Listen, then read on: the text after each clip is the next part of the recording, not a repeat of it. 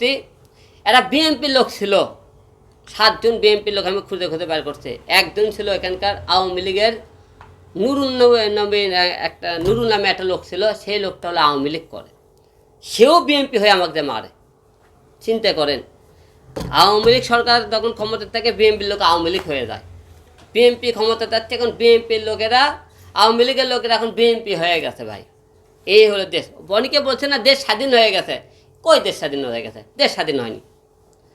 আদালতের মতো জায়গাত কোনো জায়গা আমাকে কথা তুই একলাই দেশ করে কোনো জায়গাত 2-1 10-12 নিয়ে দেয় কেন দেয় ভাই? আগে নেই ভয়টা ছিল। আপনারা সবাই বলেন আমরা নাকি যে ছাত্র আন্দোলনের মধ্যে জীবন দেওয়াল দিয়েছিলাম, মার খাইছি, ছাত্রদের পাশে ছিলাম, তাহলে এই জন্যে আমার কি বাইরে নিলে যাইতে হবে কোনো জায়গার? দেশ আমি এই রাজনীতি ছেড়ে দিলাম, আমি আর রাজনীতি চাই না ভাই। আমার মা, আমি বৌসলে থাকতে চাই, আমি আর জনগণলে থাকতে চাই। কারণ এই জনগণ আমাকে দালাল নাম দিয়েছে, দালাল। আমি দালাল হয়ে গেছি, আমি দালালের কথা। আমি বিএনপির হয়ে কথা বললে মানুষ ভালো, বিএনপি অন্যায় করলে কথা বলা যাবে না। অনেকে আজকে বড় বড় লোক বলতেছে না এটা অমুক হলে বিএনপি ছিল না, আওয়ামী লীগের ছিল। মিথ্যে কথা। আমাকে মারছে, আমার বাড়ি বগুড়া, আপনারা দেখছেন। বিএনপির লোকেরা যখন আওয়ামী লীগের লোক কথা বলতেছিল, আলম তখন ট্রাম্প কাঠি হিসেবে ব্যবহার করছে, দেখছেন। বিএনপি আলমকলে কথা বলতে বলছে, আওয়ামী লীগ আর বিএনপিলে কথা বলতেছিল। হিরো লোক মাল্য কুত্তর মতো বিএনপিলে কথা বলে না, টক শোতে কথাবার্তা বলে না। কারণ একে হিরো মরলে তা কার কি ভাই? মরলে আমার মায়ের বুক কাঁপবে, আমার মা হলে কান দেবে, আমার বউ সল্পে দেওয়া হবে। তাহলে কেন দরকার ভাই? চাই না এই রাজনীতি, আর কর্ম না রাজনীতি। রাজনীতি করে জীবনে কী পাইছে? খালি মায়ের কাছে আর মায়েরই কাছে। মার ছাড়া তো আমাকে জীবনে কেউ কিছু দেয়নি ভাই। দরকার নেই আমার এই রাজনীতি। আচ্ছা আলম ভাই, আমরা দেখছি সম্প্রতি সময়ে আপনি আপনার নিজ এলাকায় গণদোলাইয়ের শিকার হয়েছেন। কিভাবে হয়েছেন, কেন হয়েছেন, বা কারা করেছে এই এই ঘটনাটা আপনার সাথে, কারা ঘটিয়েছে একটু যদি বলতেন।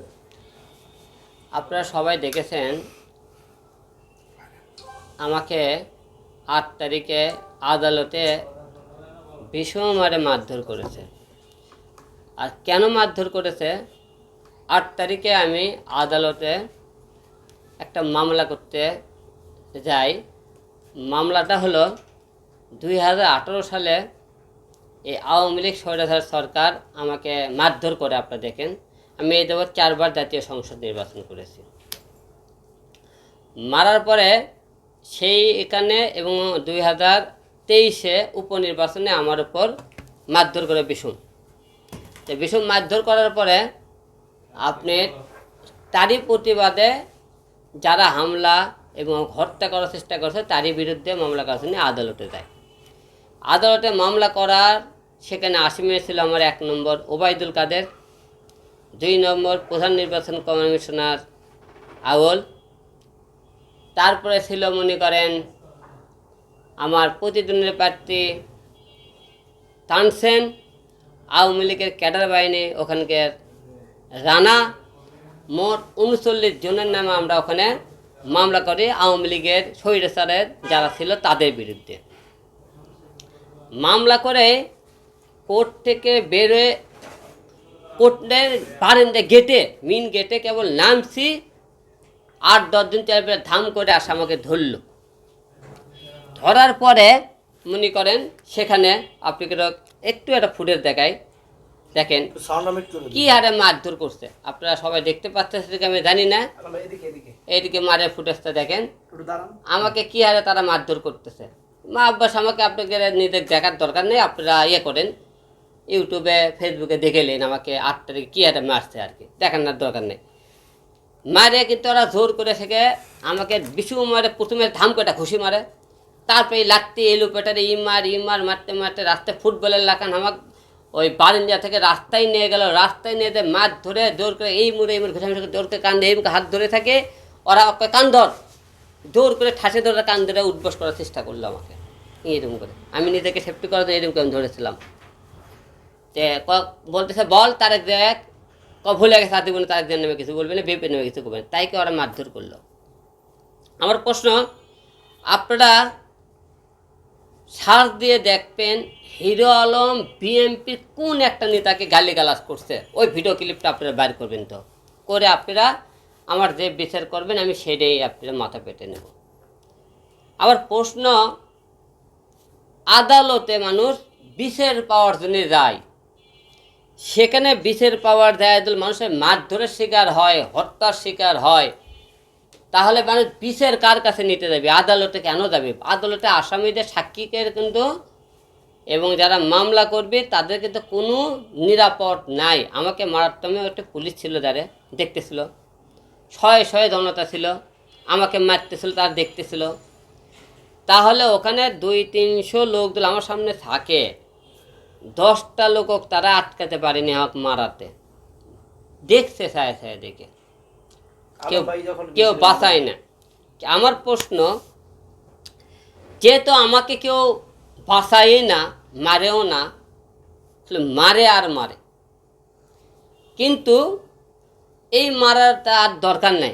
আমি সবাইকে একটা কথা বলতেছি, ভাই আমি রাজনীতি ছেড়ে দেবো, আমি এই রাজনীতি আর করবো না। কারণ আমি মারা গেলে আমার মাও দেখার মতো কেউ নাই, আমার বাবা মারা গেছে, আমি এর থেকে ইউটিউব ফেসবুক থেকে কামাই করে একটা ছোট্ট ডিশের লাইনের এর থেকে আমার মা আমার বউ ছেলে খাওয়াই। কারণ এই রাজনীতি করে কি করবো, কার জন্য করবো? আমি তখন দালাল হয়ে গেছি।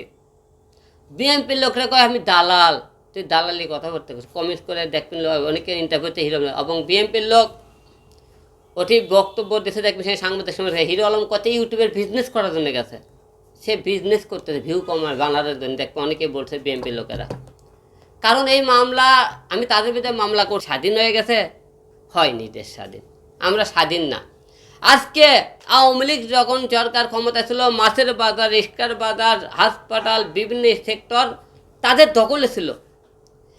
তারা 5 তারিখে চলে যাওয়ার পর থেকে বিএনপির লোকেরা সে সময় দখল করছে। আমার চোখের সামনে মিজান নামের লোক, আপনি দেখবেন খবর নিউজে, একটা বিএনপিতে মার্ডার হয়েছে, তারই সাথে 8টা লোক ছিল, সে গুরুতর জখম হয়ে মেডিকেলে যা ভর্তি ছিল।